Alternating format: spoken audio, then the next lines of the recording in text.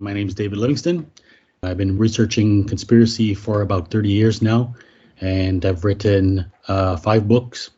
My latest is Owl of Minerva, which is a 6-volume work. I've been astounded that for all the time that I've been researching this topic, I thought I'd done a pretty thorough job into my previous books, but I was really surprised to see how much new information I was able to find. So a large part of that is the fascist side of the conspiracy, and one person, one figure, personality who figures pretty largely in the final 2 volumes of my book. The latest book, Owl of Minerva, is Alexander Dugin. So, David, yes. Before we get into this latest development, can you just explain what you mean by conspiracy? Because we hear this term conspiracy theory all the time. Yeah.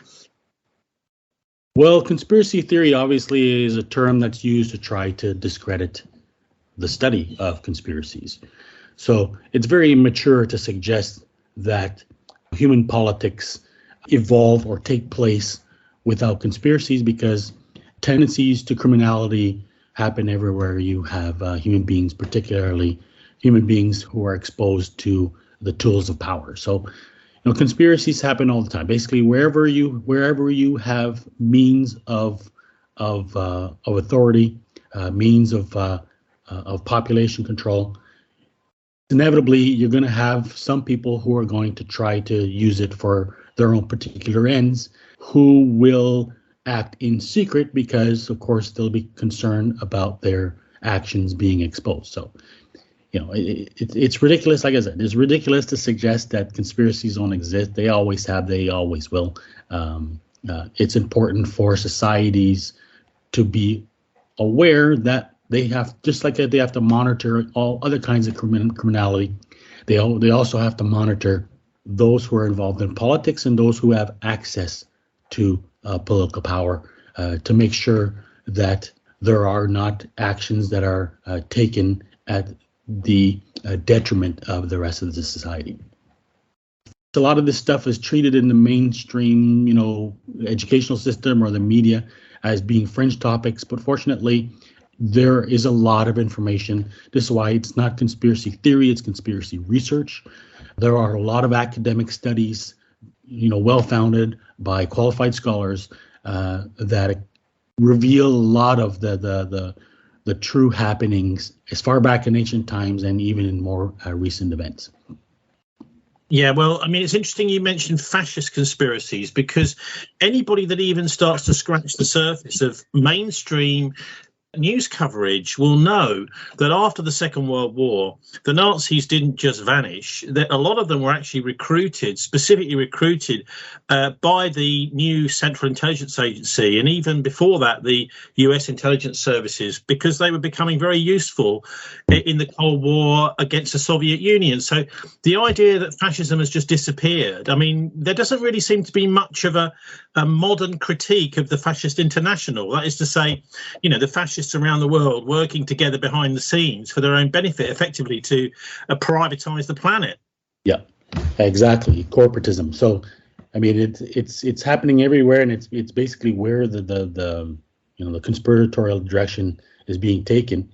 And the sad thing is, and this is a large part of what I expose in my book, which is what I call the conspiracy, is that for the most part, where the propaganda begins is in conspiracy circles. That for the most part, this fascist international, as it's called, has been largely responsible for the dissemination of a particular understanding or interpretation of the conspiracy that has been popularized and repeated.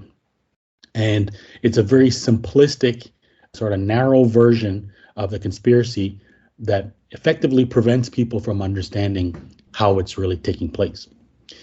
One of the most important, probably the umbrella organization of this fascist conspiracy is the Circle, Le Cercle Pinet, founded by Antoine Pinet and Jean Violet.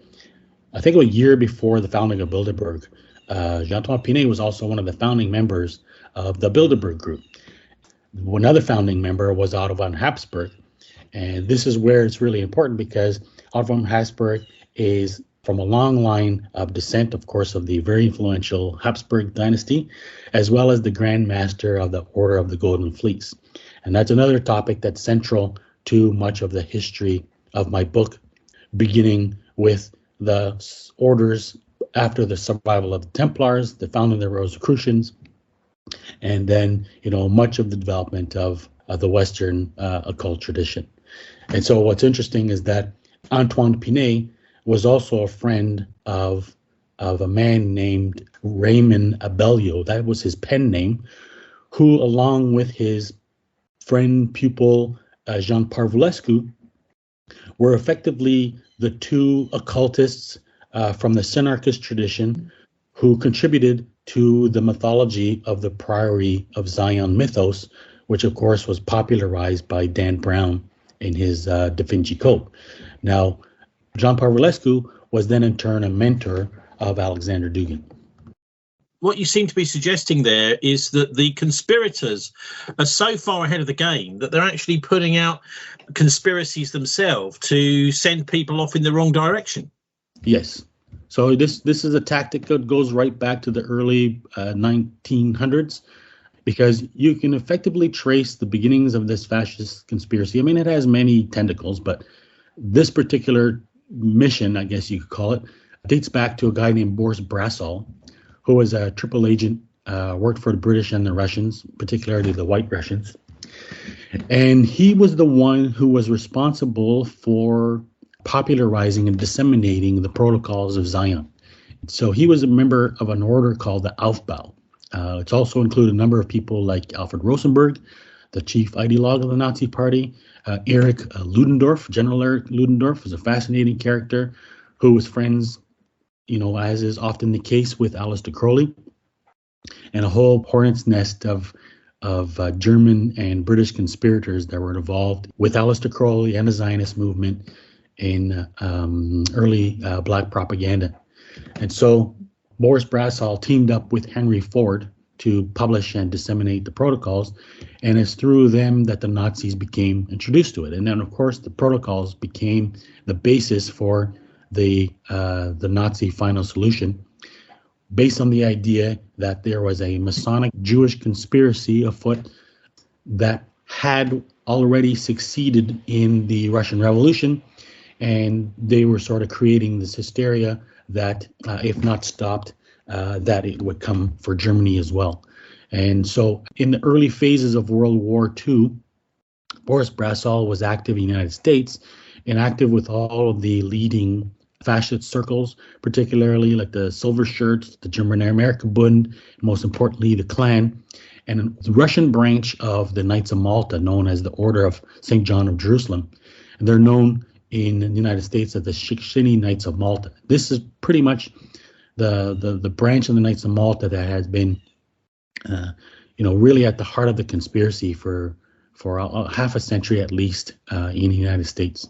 And so Boris Brassol's activities contributed to the founding of the America First Committee. And it's not a coincidence that Trump repeated that phrase, because it's originally a Klan slogan. And the America First Committee evolved into the American Security Council. The American Security Council became the heart of the military-industrial complex, which pushed a corporatist agenda, which we know as neoliberalism. So they were basically the real force behind the McCarthy scare, the Red Scare, as they call it, as well, and the John Birch Society. So the John Birch Society is a lot less popular today, but they were sort of the Alex Joneses of the 50s. They were the main organization responsible for publishing most of the, so-called conspiracy theories, research of the time. And so they were basically an arm of the Fascist International. And they highlighted a particular version of the conspiracy that focused on the Rockefellers, the Rothschilds, the Council on Foreign Relations, and of course exempting, the main organizers, and of course exempting the fact that they were tied deeply into the not only the Fascist International, but most of the conspiratorial activity. And so you mentioned somebody there, as one of the ideologues of the Nazi Party, Alfred Rosenberg. I mean, obviously a Jewish name, and yet it's denied that he was Jewish at all. I know in various books over the years have looked into the connection between the Theosophists and the rise of the ideologies around the Nazi Party, like the Tool Society, these things around about the time, not long after the First World War. Yeah. And I think it was called Unholy Alliance, his book, that really pins the rise of this ultranationalist ideology between the wars on the Theosophists. But I mean, what about this figure Alfred Rosenberg? I mean, it seems unbelievable that people could say, well, this main ideologue of the Nazi Party wasn't Jewish. Yeah, so Alfred Rosenberg apparently was a member of an order called the Asiatic Brethren. And so this order is really, really key. Most of the modern occult history, and particularly the founding of Freemasonry, goes back to the Sabbatian movement. And that's Shabbatai Zevi, who declared himself a Jewish Messiah in 1666. And this is a movement that was supported and effectively disseminated, organized, orchestrated by the Rosicrucians. And Zevi caused a lot of disappointment when he converted to Islam, but still he had a large following that persisted. And so his movement transformed itself into what's known as the Frankist movement that was headed by Jacob Frank. It's when you start to look at those ties that you see, the real rise of the conspiracy, particularly the Illuminati, beginning with a group called the Golden Rosicrucians. Basically, Jacob Frank's cousin or nephew, I can't remember which, his name was Moses Dobrushka, and he founded this group called the Asiatic Brethren. And the reason why they call themselves that is because they were supposedly referring to themselves as the so-called Eastern mystics that had taught the Templars their occult doctrines. So the Grand Master of the Asiatic Brethren was Karl of Hessen-Kessel. And he was a member of a family. So this family is very important because the hereditary Landgraves of Hessen-Kessel go all the way back to the 12 or 1300s, and an event called the Miracle of the Roses that happened to a woman called Elizabeth of Hungary. So she was part of a whole network of families that were involved in the survival of the Templars, a number of orders, particularly the Order of St. George, the Order of the Dragon, the Order of the Garter, and most importantly, the Order of the Golden Fleece again. And so these are the families that basically perpetuated this occult tradition, this Neo-Templar tradition, and it was their descendants who were responsible for supporting the mission of Martin Luther. He was the first to use the rose that was later used as the symbol of the Rosicrucians, as a 5-petal rose, which is supposed to be, mimicking the 5-pointed star, and it's supposed to be a Ionic symbol. So the Rosicrucian movement was responsible for the founding of the Sabbatian movement, out of which emerged the Asiatic Brethren. So the Asiatic Brethren, again, was headed by the House of Hessen-Kessel, and it's the House of Hessen-Kessel where the Rothschild family gained their start.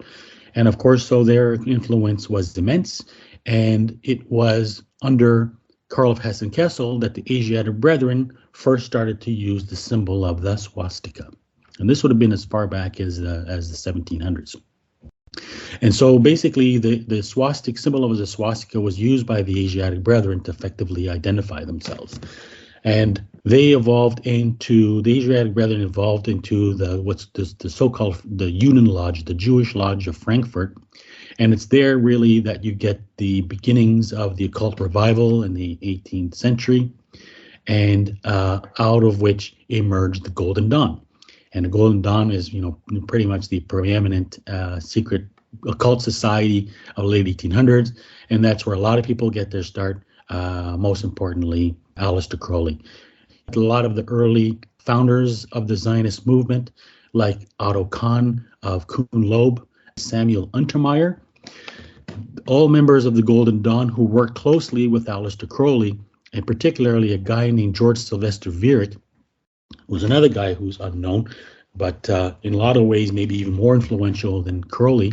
And he was friends with Brassall. He was working with Philip Wiseman of British Intel. He was friends with Nikola Tesla, with Albert Einstein, with Sigmund Freud. and a whole crew of characters. And he was also very closely involved with the America First Committee with Boris Brasov. Okay, well, let's get back to today and back to Alexander Dugin over in Russia. His daughter was assassinated this week in a pretty horrific car bomb. It looks as if it was a remote control bomb. So, in other words, someone else in another car had a remote control device that set the bomb off. And the interesting thing, I mean, just a very basic thing that I noticed this morning on the BBC website is they have taken out, that although it was in there yesterday evening, they've taken out all reference to her being a journalist. Yeah. Well, she clearly was a journalist. She was actually very well known on Russian TV, on different channels, and in newspapers. She wrote quite a lot as well. And of course, the idea that the BBC are going to take this important aspect of her character out of the articles they're writing about her, it shows a sort of almost a collusion with whoever it was that assassinated her. But so who is this woman, and particularly her father? Because it may be that she has been assassinated to get to her father, who's quite influential, Alexander Dugin, who you've mentioned before on our program, is quite close to Putin. Yeah. So there's several people who have been, key figures in modern occultism. So in the mid 1800s, you'd have Edward Bulwer Lytton, and after that, you had people like Aleister Crowley in the 20th century. And I think 50 years from now, people who will be studying the history of occultism will be studying Alexander Dugin as being one of the leading figures. So he's considered a representative of, the history of what's called traditionalism. And that's one academic way of looking at it. But more specifically, it's Synarchism. And Synarchism begins with Saint Yves d'Alvedre, who was connected to the Russian families associated with the descendants of Karl of Hessen-Kassel, who as I mentioned, was the Grand Master of the Asiatic Brethren. And so Synarchism was one of the most important occult tradition in modern times, side by side with theosophy. And it's basically Synarchism, particularly as a branch that has developed in France, particularly during what would have been in the 30s. The Synarchist movement was spearheaded by a guy named Jean Coutreau, who was working with Aldous Huxley. And the movement was eventually exposed and caused quite a scandal. So there's suggestions that the movement didn't survive. But this Synarchist movement was very closely tied with the development of the myth of the Priory of Zion. Particularly, they were close with the Amark, which is the American Rosicrucian tradition, and what's called the Polaire Brotherhood.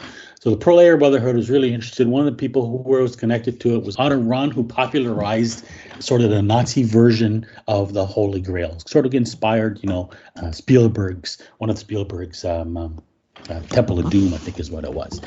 So this Polaire Brotherhood, the Nazis were very committed, of course, to trying to find their Aryan heritage in Tibet. And there was a simultaneous stream that was happening in Russia at the time. A lot of occultists, again, associated with the Rosicrucian tradition, because this goes back to a hotbed of conspirators involved in St. Petersburg at the turn of the century, who were looking to Tsar Nicholas II as being the white Tsar of Shambhala. And this connected all the key occultists of the time, who again were located. This would have included, according to Richard Spencer, would have included Aleister Crowley. And so this Polaire Brotherhood, which is supposedly oracle located in Shambhala, who were basically the 9 founding Knights Templar, who are located in Shambhala, are more specifically Agartha. So that's too much occult legend to explain, but just to say that this sort of Russian tradition, Synarchist tradition, is really where Dugin comes from.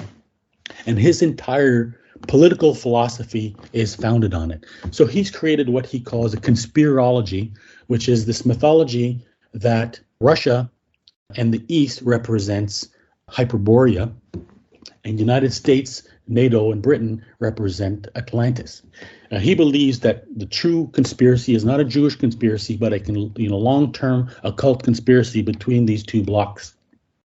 And he effectively believes that the end times because this is what he's trying to do. He's trying to bring about the end times, or the Endkampf, as he likes to call it, basically using the Nazi terminology, which is going to pit Atlantis against Hyperborea. So the Polaire tradition, he believes, which survives in Russia through the creation of a Eurasian Union to offset or combat the Atlantean bloc of the United States and NATO. So basically, he is contributing to a mirror image of the conservative, neoconservative clash of civilizations. And that explains all of his activity. So this is why he has been working to create this Eurasian network, which is to unite Russia with the states of Central Asia against the United States. His work to undermine NATO, and most importantly, his orchestration of the Russian campaign to help Trump get elected. Hang on, David, because in a way, NATO has been doing that itself, hasn't it? By having the confrontations, the big trade wars, the sailing around Taiwan as if it's just they're on some sort of a holiday with the American battleships and Nancy Pelosi. Surely, actually, it's NATO and the West that are driving the Russians and the Chinese together, not Alexander Dugin. I don't think that any of it is coincidental. I don't think it is a real opposition. This is why I think Dugin is consciously playing the game, the geopolitical game that goes back to Halford Mackinder, because that's really what it all comes down to. You know, Brzezinski was a fan as well of Halford Mackinder. It's the idea that Central Asia serves as the world pivot that provides the avenue to world domination. I think, as the way that Dugin explains it, he says that we don't, when he says we, he means, you know, the Eurasian network or whatever he wants to call it, or the Hyperborean bloc. He says they are not fighting the West because they hate the West. They are fighting the West because they are merely fulfilling their historical destiny as residents of the East.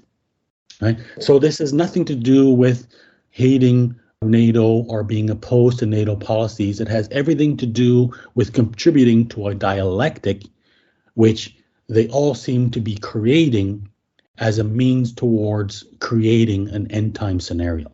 Well, okay, it could be both, David, couldn't it? I mean, because NATO, quite clearly in the Mediterranean, in Syria, etc., has been edging east, and of course doing the same in Eastern Europe. Yeah.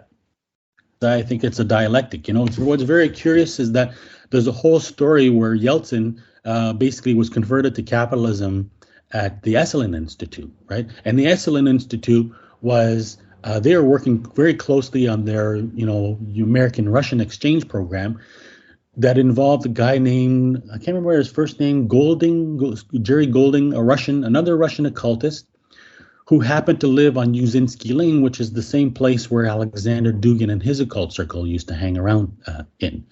And there's a whole, you know, network of, you know, weird connections that were involved here. But then Yeltsin is the one who appoints Putin as his successor. So I am not sure, how you can explain these connections or what anyone's intentions are, but there's a lot of overlap here, which, you know, suggests to me that a lot of this antagonism is not really genuine.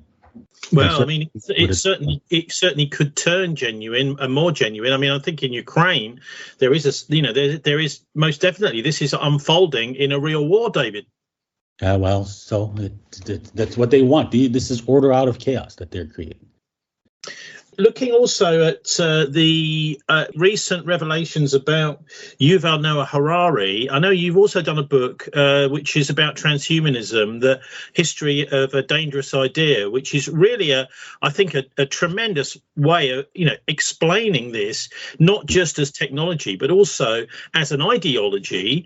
This idea of technology as almost a kind of god which we worship, But this guy Yuval Noah Harari Harari has been really pushing this recently, even saying things like the unbelievable phrase that humans are hackable animals. Now, from a traditional point of view, first of all, we're not hackable. We've got minds of our own. We can think for ourselves. And secondly, no, we're humans, not animals. We've got a different role in the world, and that is as custodians of the planet, and we should be using our intellectual abilities to look after all the animals. Yeah. So what do you make of him? I haven't followed him specifically, so I don't know the details, but I mean, that's part and parcel of transhumanism, which is effectively a Luciferian agenda. So, that's really where everything connects, because if you look at what's happening politically with the recalibration of the world, I mean, what seems to be developing is this is what's following Kissinger's plan for a multipolar order, which is exactly the phrase that Dugin is using as well. And but that's really just sort of the political maneuverings, and simultaneously, you can see through the COVID agenda which is evidently part of the transhumanist agenda, the rise of AI was all part and parcel of the larger conspiracy that seems to be underway. So, it's basically it's to talk about humans as being hackable. What it really means is basically, making. I mean, it's part of sort of the cybernetic agenda that views the mind as a biological computer, and that's basically why they see in their minds that the mind is something that can be reverse engineered, and why they'll ultimately be able to create artificial intelligence, and on a scale that they consider equal to a global mind, or the Masonic all-seeing eye. So I think that's where we can see where all these things are headed. And I think it's important to keep to look past a lot of what is happening in the short term to try to understand of how all these components are contributing to a larger plan. Yeah, I mean, you and I, chatting about 6 months ago, realised that there's this guy, Nick Land, who's an accelerationist, who seems to be one of those people doing a similar thing. He's over in China at the moment, which is trying to bring about the end times. Now, obviously, for God, if you're an author of the Bible, you might be wanting to say, look, everybody watch out, because this is what the Luciferians are up to, and giving your faithful some kind of idea of what to expect. But then there's also this idea that you explore that these people are very interested in the Book of Revelation, and actually it's almost like a blueprint. They're trying to bring this about. And these accelerationists, these Nietzschean philosophers like Nick Land, seem to be almost at the core of the ideology behind bringing it about, through. But how? This is an incredible task they've set themselves, but it almost seems as if, there's a tiny number of people that could set humanity against itself and bring about an enormous cataclysm like that. Yeah, exactly. So that's a fascinating thread there, because it's called accelerationism, and Nick Land is effectively known for spearheading it. Popular in most of the modern neo-Nazi circles. Nick Land also praised the work of the Order of Nine Angles, and the one of the representatives of the order is Kerry Bolton, who is also associated with Dugin. And though Dugin, of course, has inspired most of the founding, a lot of these modern neo-Nazi satanic orders, and another proponent, maybe not so much of Nick Land, basically is known for also having coined the Dark Enlightenment, and that is a philosophy that has, first of all, acceleration, it goes all the way back to the Process Church, right? And that's what's important. So the Process Church inspired Charles Manson, and it's really the order that links so many people, because it links also back to this is what I talk about in my chapter. I think it's Six Lies and Videotapes. Wiretaps, that links to Roy Cohn, because the son of Sam used to attend parties that were hosted by Roy Cohn. So basically, parties of a satanic nature. And Roy Cohn was Donald Trump's mentor. And Roy Cohn is really, in the United States, he's the key leading figure that connects to the Fascist International. He's the one who introduced Rupert Murdoch to Ronald Reagan and basically effectively began his career. And of course, Fox News is the organization which is largely responsible for the partisan divide that is currently dividing the United States, and the entire push for this smutty right-wing media, which is creating or feeding the dialectic in the United States. It connects. Those Process Church also connects to, of course, the Rosemary's Baby and that entire network that were connected to the Manson killings. It connects to Robert Evans, who was the producer of Rosemary's Baby, and he's the guy who is really at the top of the pyramid of that entire network involved in the Me Too movement, which I talk about in that chapter. So it's basically it's a very significant movement. We can't underestimate its importance. And again, the idea of accelerationism is the idea that they're trying to accelerate the coming of the end times. We have to remember that we tend to think of satanic organizations as being almost anti-Bible, but they're not really. They are Gnostics, so they believe in the reverse of the Bible. So like Dan Brown would say, or by quoting William Blake, where you see white, they see black. So where we see the coming as the Antichrist and wars and famine and destruction as being negatives, they see all those things as positive. So they believe in the necessity of creating the preconditions of the end times, creating the chaos, creating the destruction through acts of terrorism, through acts of violence, as a way in their minds of preparing the arrival of the Messiah. So again, this leads all the way back to with Nick Land also coining the so-called Dark Enlightenment, which is a very dark fascist philosophy, which has inspired Peter Thiel. And Peter Thiel is a Bilderberger, a founder of Palantir, and he is really, one of the leading.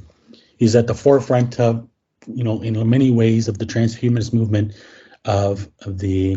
And Palantir was the organization which assisted Cambridge Analytica in breaching Facebook data, which was then used by the Russians in their campaign, orchestrated by Dugin, to have Trump elected. Well, it's funny you mentioned Palantir, because I remember, must have been about 1977, lending Nick Land my copy of The Lord of the Rings.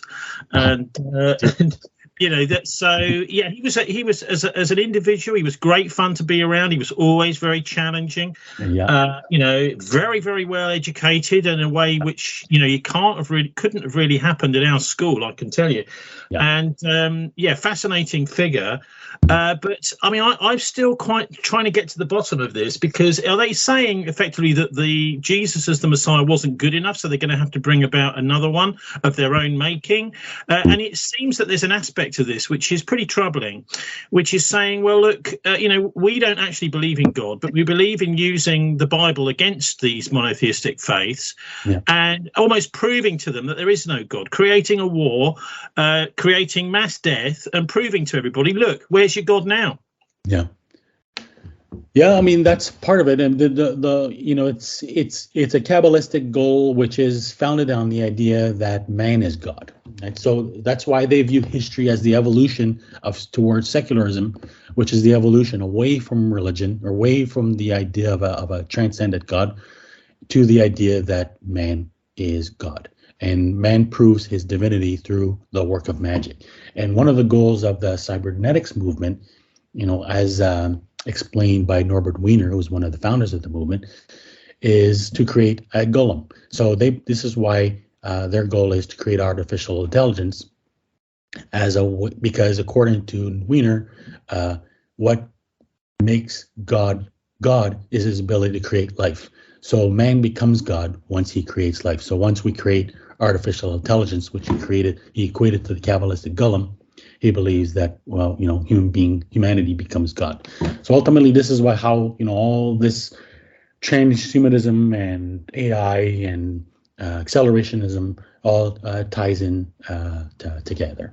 Yeah, it does. I mean, it's interesting, isn't it, how it all sort of becomes a little... So much of this is actually biblical, as you say. I mean, the abomination of desolation, which is talked about in the book of Daniel, for example, this is, exactly what you say. It's a kind of golem, the idea that you see some sort of android robot type thing animated by artificial intelligence. We've also got, of course, the mark of the beast, this idea of putting a microchip in your hand, which will then you can go bip and buy and sell using it, and anyone that hasn't got one of those won't be able to buy or sell anything. Obviously, those people will become rather adept at using barter in order to survive, I'd imagine. But let's get back to Dugin just briefly, though, because what about, who could have done this? Surely if Dugin is working for this fascist conspiracy over in Russia and getting things done over there, why would he be assassinated by them? Or maybe it was somebody else, his daughter, who assassinated his daughter. It doesn't really seem to make too much sense. It may be, David, that actually the Russians aren't quite as under control as the fascist conspiracy would like them to be. Yeah. I mean, studying a lot of this, the contradictions are so many. It's most of the time it's very difficult to explain, right? Just by the fact that you looked at it's conspirators who are responsible for revealing or distributing the protocols of Zion, it really starts there, right? So it's, for the most part, their activities are very difficult to understand, because what it appears to be is that they have a level of audacity which is truly astounding, and it's hard to believe that their audacity could take them to that extent. So, I think that you can string all the facts together and all the connections, and you can start to the connections are demonstrable, but understanding how they fit together, that's the difficult part. And there's a lot to a certain degree, we're able to explain some of them, but I think sometimes you just get to a point where you can't. And this is where, for me, an event like this is really, really a very surprising development, because it really brings Dugin to the forefront, to an extent that it really hasn't until now. He's a guy that was really relatively unknown except to academics. And so who is up to what? I think it reminds me a lot of watching the sort of this intelligence campaign to get Trump elected, and all the confusing and contradictory associations that were behind it. It was very difficult to understand who was serving who. And in this case, I think it's the same. I think it's important that we note the importance of this event, but now we need to wait and see to find out what it means, and hopefully it will start to help us understand a little bit more about the contradictory associations and why and how they take place and what they're up to. Yeah, I mean, it seems certainly the deep state seems to have changed their mind about Trump, don't they? It would seem like that, but I highly doubt that's the case, right? It just means if it means that it seems like it changed their minds, it just means that we didn't properly understand what they were really up to. Because they didn't. They accomplished. The funny thing is that the Koch brothers appeared to oppose Trump. In reality, they funded his entire agenda. And one of the leading accomplishments of getting Trump in power was the seizure of the Supreme Court. So Trump is expendable now. He's done his job. They now have, they've achieved what Bannon called the reconstruction. He'd call it the destruction or reconstruction of the administrative state, right? That was their goal. They have a depth of control now, which I believe makes presidents or a lot of politicians effectively irrelevant. I mean, I'm not saying that is the answer, but that is a factor to consider. Crazy, silly games, it seems like. Okay, David, what's your website? People want to either read your Auto Abk or get hold of any of these books you mentioned, including, of course, the transhumanism one, which I think is particularly interesting. Great. Yes, so my website is Ordo Ab Chao. That's a Latin version of Order Out of Chaos. It's the dictum of the Scottish Rite Freemasons, .ca. And that's where you'll find my latest book is entirely online. I've divided it into 6 volumes. But you can also purchase it. So it's available in paperback as well as Kindle. And on my About page, you'll find links to all of my previous books. So that includes The Dying God, Black Terror, White Soldiers, Terrorism, Illuminati, and as you mentioned, Transhumanism, the History of a Dangerous Idea. I think one of the most important things you've done as well, David, is to point out how much of what we see in the alternative press is actually a form of controlled opposition. Would you agree? Yes. So I have an entire chapter on fake news, and I was really, really shocked to see. I think the Trump election really provided the opportunity for us to see through so many of the alt left and alternative media and sources. It really showed to what extent the conspiracy operates, and I think just about everybody was exposed. You're either mainstream media and against Trump, or you're a part of this alternative media that somehow proposed that he was a legitimate option, and so I'm effectively thankful for that. It starts with Alex Jones, of course, but then there's also the entire range of what they call the alt left, and so I discuss all their connections. And surprisingly enough, of course, a lot of them are always featured on RT. A lot of them have connections to Dugin, and most importantly, a very powerful, influential organization that he's a part of called the Isborg Club, if I pronounced that correctly. And